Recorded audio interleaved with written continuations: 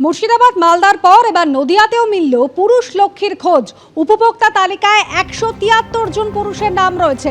কৃষ্ণনগর 2 নম্বর ব্লকে ব্যাপক দুর্নীতির অভিযোগে শোকজ ভোলা শীল নামে বিডিও অফিসের এক কর্মীকে ফেব্রুয়ারি মাস থেকে পুরুষ উপভোক্তাদের নাম ঢোকানো হয়েছে। অন্নপূর্ণা ভান্ডারের তালিকা খতিয়ে দেখতে গিয়ে এই গড়মিল ধরা পড়ে।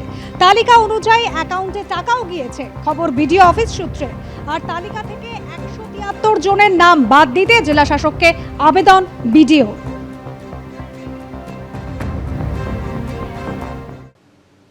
তৃণমূলের পরিষদীয় দল কি ভাঙতে বসেছে? জোরালো হচ্ছে সেই প্রশ্ন। কারণ সূত্রের দাবি, শীর্ষ নেতৃত্বকে অন্ধকারে রেখেই পৃথকভাবে বৈঠক করেছে অন্য গোষ্ঠী। আর ওই বৈঠক করার জন্য 2 বহিষ্কৃত বিধায়কের দিকে আঙুল তুলেছেন মদন মিত্র।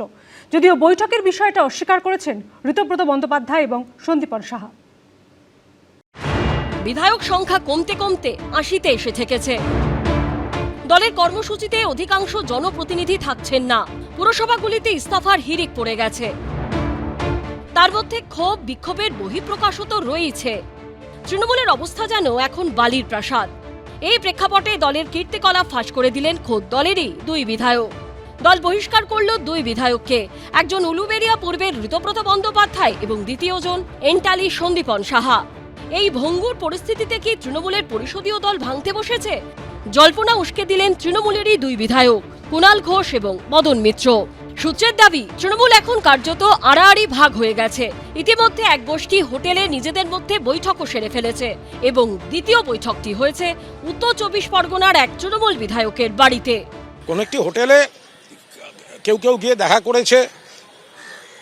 সৎসঙ্গে স্বর্গবাস, অসৎসঙ্গে সর্বনাশ। সংখ্যাটা কি অনেক আমি বলতে পারবো না। একবার সিপিএম থেকে বিতাড়িত, একবার তৃণমূল থেকে বিতাড়িত। ধন্যবাদ দেব রাজ্যের মাননীয় মুখ্যমন্ত্রী শুভেন্দু অধিকারীকে, যে দলে থেকে কারা অন্য জায়গায় চিঠি দিয়েছে ইত্যাদি তিনি নিজেই এক্সপোজ করে দিয়েছেন। বিজেপির তো একটা রেকর্ড আছে, মহারাষ্ট্র মডেল থেকে অনেক রকম মডেল আছে। সূত্রের দাবি, শীর্ষ নেতৃত্বকে পুরোপুরি অন্ধকারে রেখে সোমবার কলকাতার হোটেলে হওয়া বৈঠকে 6 জন তৃণমূল বিধায়ক উপস্থিত ছিলেন। আর রবিবার উত্তর 24 পরগনার তৃণমূল বিধায়কের বাড়ির বৈঠকে ছিলেন 9 জন তৃণমূল বিধায়ক। কয়েকজন করছে, কেউ হোটেলে, কারোর বাড়িতে, কোনো বিধায়কের বাড়িতে, কোথাও রুবির পাশে হোটেলে মিটিং করছে। সব খবরই তো আমাদের এসে গেছে। এর কথা বলছেন যেখানে আপনাদেরই এমএলএরা আলাদাভাবে মিলিত হয়েছে, বা একজন এমএলএর বাড়িতে বলছেন যেখানে মিলিত হয়েছে, সেখানে কি আপনার ডাক পড়েছে? এরকম না, আমায় কেউ ডাকে না।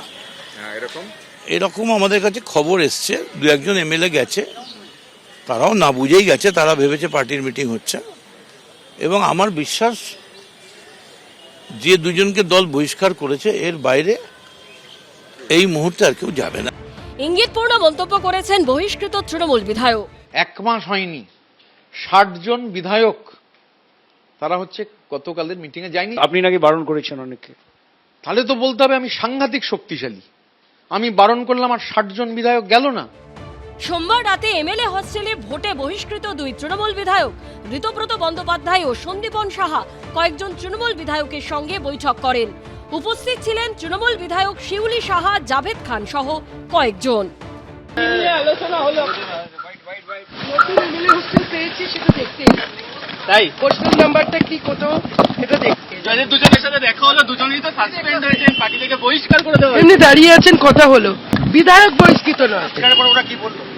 না কিছু না, আমি হাই হ্যালো করলাম। না ওরা তো কিছু বললো না, ওরা কিছু বললো না, ওরা এসছে কথা বললো।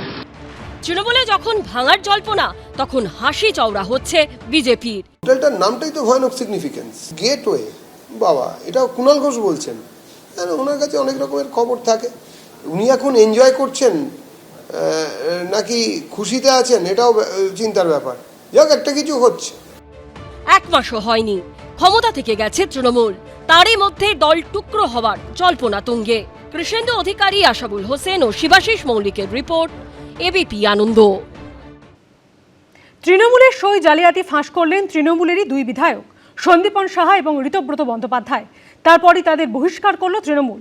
যদিও তারপরও তাদের দাবি, যা করেছেন ঠিক করেছেন। এই প্রেক্ষাপটে সরাসরি অভিষেক বন্দ্যোপাধ্যায়কে হুঁশিয়ারি দিয়েছেন মুখ্যমন্ত্রী। তিনি বলেন, যিনি চিঠি পাঠিয়েছেন তাকে জবাবদিহি করতে হবে। তিনি কেন প্রতারণা করেছেন, আইনে যা ব্যবস্থা আছে তাই হবে। এর চেয়ে নিয়ম বহির্ভূত অনৈতিক কাজ হতে পারে কি? হুইসেল ব্লোয়ার হিসেবে কাজ করা, সেটা আমি এবং ঋতব্রত ব্যানার্জি করেছি। আপনারা চিঠি দিয়ে কি কোনো অভিযোগ করেছিলেন? কি অভিযোগ করেছিলেন? কাউকে না কাউকে somebody has to bell the cat.